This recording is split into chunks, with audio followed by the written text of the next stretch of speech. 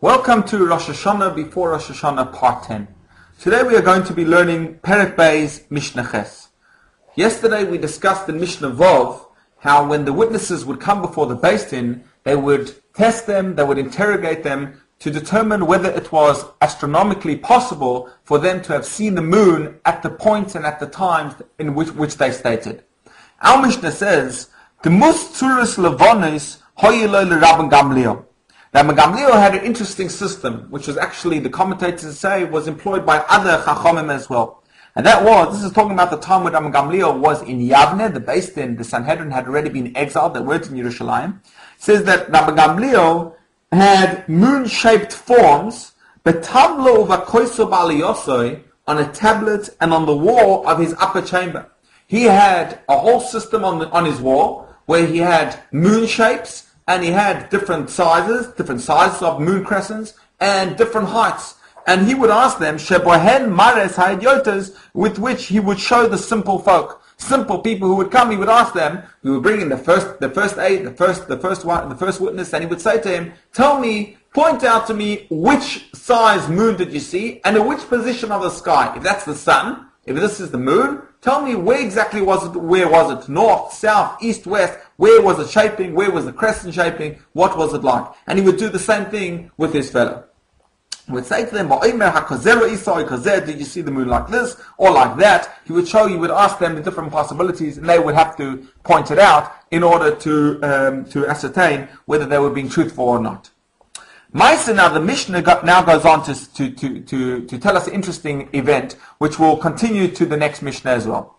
Ma'aseh, it once happened, Shabo Shnayim ve'omru, the two witnesses came and they said, Re'inu shachris b'mizrach, ba'arvis b'marav.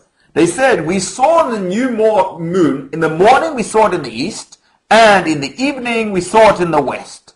Now, they were saying something over here which was obviously untruthful, which was impossible, because the Mefarshim tell us, Tosfos says over here, it is impossible for the new moon to ever be sighted in the morning. So there was something for sure which was inaccurate. Rabbi Yochanan ben Nuri, who was one of the sages there, he was he was actually the one who headed the Sanhedrin of their city, of the city of these particular witnesses. He said, Eidei Shekeraim, they are false witnesses. It's obvious that these men are telling a blatant lie, because it's impossible that they could have seen the new moon also in the morning. They came before Rabban Gamliel, Yavne, when they came to the big Beis Din, which had now been moved to Yavne. They came in front of Rabban Gamliel, who was the Nasi. Kiblon Rabban Gamliel. Rabban Gamliel accepted them. He accepted their testimony. The reason being because Rabban Gamliel determined astronomically that it was possible that the moon had been seen on the night of the 30th, as they had said. What about that they had testified that the moon had been seen in the morning? So he determined, Rabban Gamliel said, they must have seen a cloud or something which they thought was the moon, but really the moon which they saw on the night of the 30th was possible at that particular point, that position, that size, that shape, and therefore he took their testimony. Another similar kind of story. On another occasion, two witnesses came along and they said, Re'inu bizmano. They said, we saw the moon in its right time. Now we've already learned that when it says the right time, it means that they saw it on the night of the 30th. But they said on the night of the 31st it was not seen, which was impossible because it would be a clear sky. If you see it on the night of the 30th, of course you're going to see it the next night when the moon is even a bit larger. So the Kibla on Rabban Gamliel, nevertheless, Rabban Gamliel accepted them.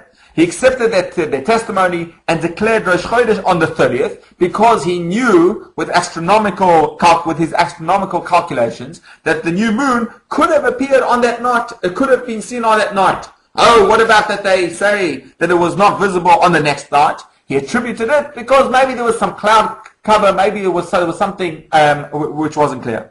Rabbi Dosa ben Harkinis did not accept Rabban Gamliel's explanation, and he said, Eidei Shekerain, they're obviously false, they're obviously testifying falsely. And he says a statement which comes up a couple of times in the Mishnah throughout Shas, and that is, he says, he gives a metaphor, he says, how can they testify that a woman gave birth, and he says, and the next day her belly is between her teeth?